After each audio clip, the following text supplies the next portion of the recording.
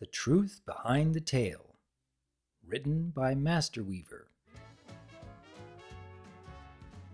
"I'm glad you came down to join us," Octavia commented, sipping the eggnog in her mug. "No pony should be alone on Hearthswarming." "Well, I wasn't planning on coming down at first," Starlight Glimmer admitted. I saw the trappings and not the core of the holiday. Then Twilight read me, 'You're going to think this is ridiculous.'" "I think a lot of things are ridiculous," Octavia countered, nodding to her head-banging companion. "That doesn't mean I don't take them seriously." Starlight glanced at the white unicorn for a moment, a sly grin forming on her face. "I can see that. Well, she read me a story called A Hearthswarming Tale." "Oh my! Which version?" The pink unicorn blinked, turning back to Octavia. "Version?" "Yes," the gray pony confirmed with a nod. "It's been edited and retold so many times. Is this really your first time hearing Hearthswarming Tale?" "I did spend a lot of my childhood isolated from equestrian culture," Starlight pointed out. "You know, the whole, anti-cutie mark thing." "It was the post-majesty version," Twilight Sparkle interjected, entering the conversation. Octavia and her companion frowned. "You know, Vinyl and I have always disliked that version. They wrote out half the core cast." "Wait, what?" Starlight looked from Octavia to Twilight. "There's more to Hearthswarming Tale?" Twilight sighed. "Yeah, the Majesty version is really condensed. Snowfall didn't quite cast her spell in the original, because Sombertunes, her dead financier, suddenly appeared and warned her that her actions have consequences. Then he says 3 spirits are coming to visit her. It's really very creepy. I can see why it was adapted out." "It's crucial to the story," Octavia argued.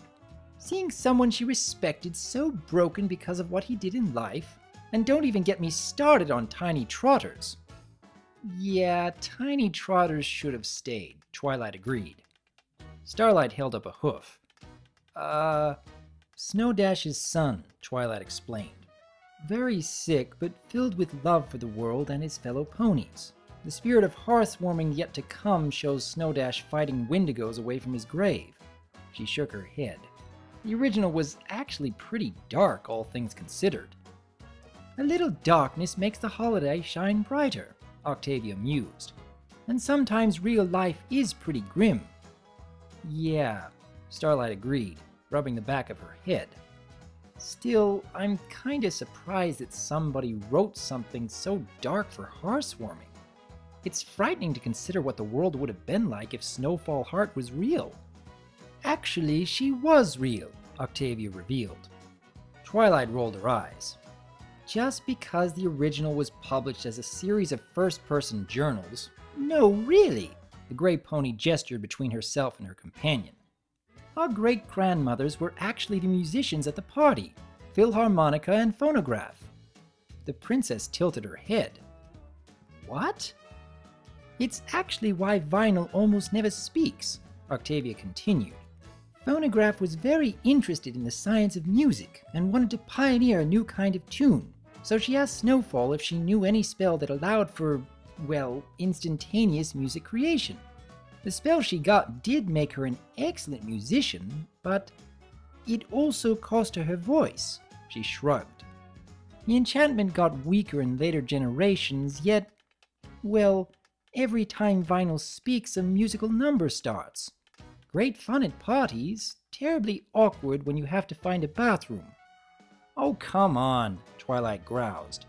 "You can't really believe there's actually spirits of Hearthswarming past, present, and future." "It's almost as unlikely as Wendigos being real," Starlight quipped. "What?" Twilight gave her a look. "No, see, Wendigos are a species with confirmed traits. The spirits are unique beings. You can't have a unique being that's not part of a larger species." "Lovely party, Twilight." Discord skated by in a pair of fruitcakes, tinsel dangling from his antlers. "I especially like your tree topper." He twirled, snatching up Vinyl's eggnog with his tail as he maneuvered toward Fluttershy. Twilight paused. Okay, so maybe you can have unique beings that aren't part of a larger species, but there's a lot of history with Discord, and there's only the one story with the spirits, so the story can't be real. Well, you're sort of right. The gathered ponies turned to the newcomer. Twilight's wings ruffled. Oh, hey Kevin. Sup, princess? Kevin waved a holy hoof, licking his fangs. Thanks for letting me come, by the way. Hearthswarming harvest is always a big thing for us. I would have thought Hearts and Hooves Day would be more important for changelings.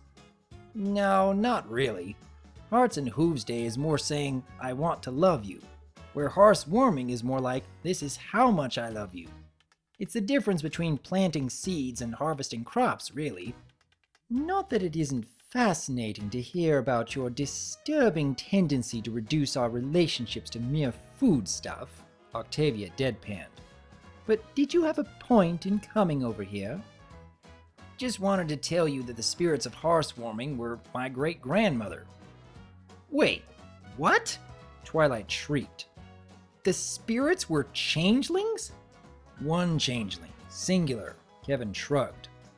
Granted, she did have help from her kids, but Great-Grandma pulled the main roles off on her own. See, she overheard Snow Dash talking about her boss and, like I said, Hearthswarming is a big thing for us. Any pony threatening it has to be dealt with. She didn't know Sombertunes was dead when she took his form, but she rolled with it and made up the three spirits thing on the spot. Then she stepped out, turned into the first spirit, flew Snowfall to a warehouse on the edge of town, and hit her with a memory spell. Everything after that was just really, really good acting. You're kidding, right? Twilight stammered. Changelings are behind a Hearthswarming tale?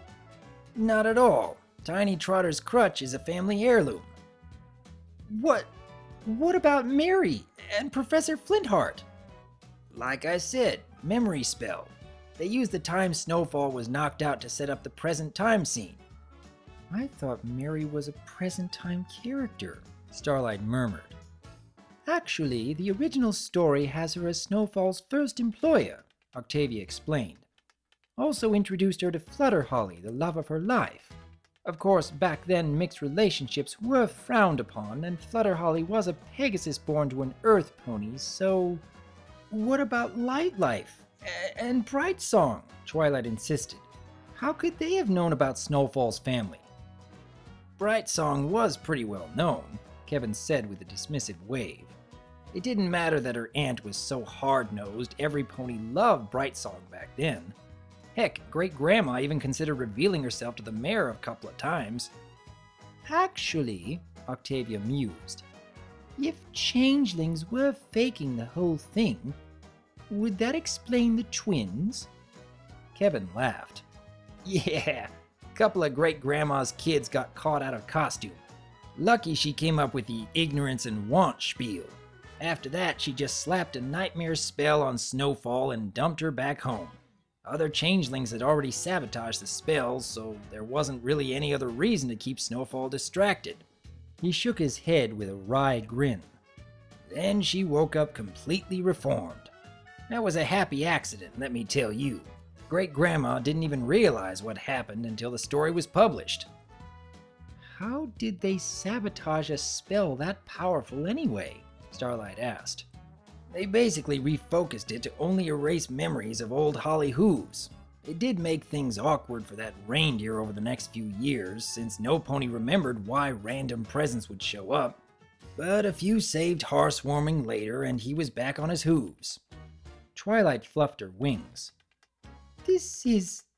I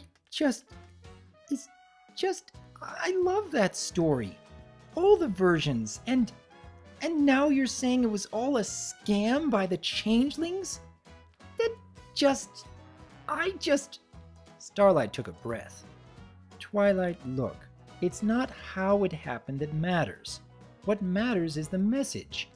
The trappings aren't the purpose behind the holiday. It's spending time with your friends and family and... and trying to make things better in any way you can. It doesn't matter if you use songs, puppets, or dogs to tell the story. If the core message gets across, then the story is worth it. Octavia nodded. Well said. After a moment, Twilight hesitantly smiled. You're right, Starlight. I guess it really doesn't matter that much. She tilted her head. Why dogs, though? I was aiming for something random, Starlight shrugged. Happy Hearthswarming, by the way. Happy Hearthswarming. And may your harvest be bountiful and blessed. Every pony glared at Kevin. It's a traditional toast. He sipped his eggnog. Don't judge.